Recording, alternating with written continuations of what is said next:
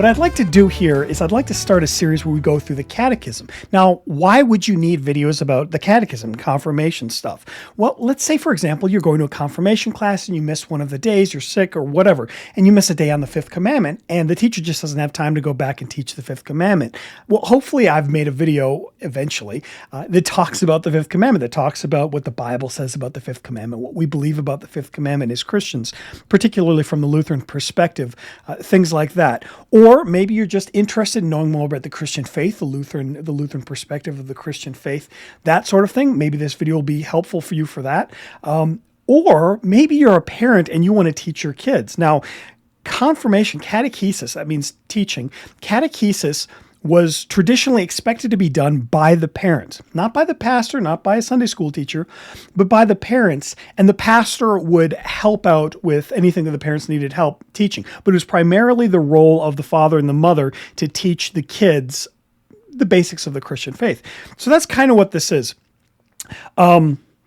A catechism, this is usually what is used for confirmation class. A catechism is a collection of teachings. Now, a catechism can show up in a couple of different forms. So this is a slightly older form of the catechism, Luther's Small Catechism by CPH. You'll see a more modern version here that is black and maroon. It's a little bit thicker. There's some more, there's still 10 commandments in each of these, but there's a little bit more content where you'll have questions and answers. As you know, we live in this life, we have more questions and stuff. So more of these questions are compiled in different versions of the catechism. There's an older version of the catechism that I have somewhere that's blue. Maybe you remember that if you grew up Lutheran around my age. I think there was a green one before then. There's different colors, different small catechisms.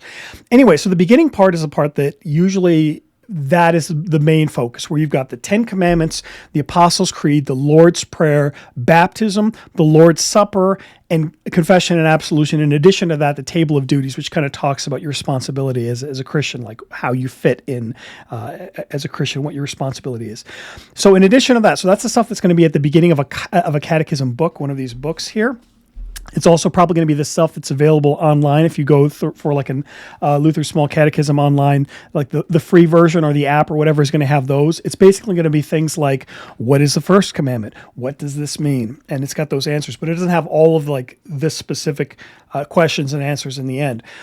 This little booklet here, it's called A Simple Explanation of Christianity. Again, you can get it from CPH. This is easy to hand out. Again, if you just need the memorization part, that's all this is. Inside, it's got 10 Commandments, Creed, baptism, all the stuff that you have in the Small Catechism, just minus all the other questions and answers afterwards, all the extra good content in like this version of the Small Catechism. So this is going to be another version of that. If you need more Small Catechism stuff, if you've got a hymnal, your hymnal has the Small Catechism in it in the beginning on page, let me see, what page would this be? Page 321 in this hymnal. It will also be available in older hymnals by, I just broke my microphone.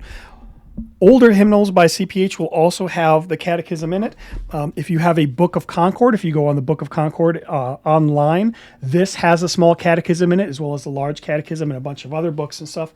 So there's a bunch of different ways that you can have access to Luther's Small Catechism. And you can use any of these things, and I will be going through the parts of the catechism, and I'll kind of be giving explanations beyond, just the simple explanation in this booklet, for example. I'll be talking more about detail, more about how this might apply to our present struggles with things like the sixth commandment or the fifth commandment, things like that, things to expect.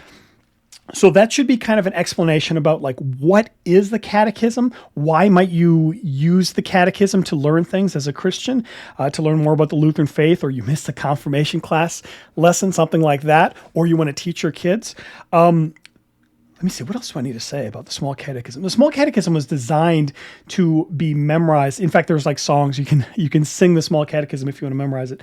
It's designed to be easy to understand. You'll see patterns and repetitions in the way things are phrased in the Small Catechism. That's intentional, so you can understand it better and memorize it. It's written at such a low level that a parent can easily read this and teach it to their children. There's also the Large Catechism. If your pastor, or actually you, hopefully, have a Book of Concord or book called Concordia, whatever version you have, it will have something in it called the Large Catechism. The Large Catechism was developed to kind of instruct pastors. It's going to explain the same things, the Ten Commandments, baptism, etc., but it's going to be at a little bit higher level, more detail, so that pastors can explain it to parents, can explain it to children, that sort of thing. So with that, my hope is that I can crank out a few lessons of the Catechism at a time, and I can start uploading them fairly quickly to get the entire library online. It's a bit of a big task, and I can't say that I'll be consistent with it, but this is going to be a project that I really want to work on. Because I really think that it's good that people learn the Catechism so they learn the basics of the Christian faith. So with that, I'm going to end this video here. This is just going to be the introduction to what is a catechism, why might you want to learn it, the type of material that you're going to be using. If you want to follow along, really you could use Google. Any sort of small catechism will do. I will probably mention some page numbers in this version of the Catechism, but don't trip about it too much. Anyways, God bless you all and take care.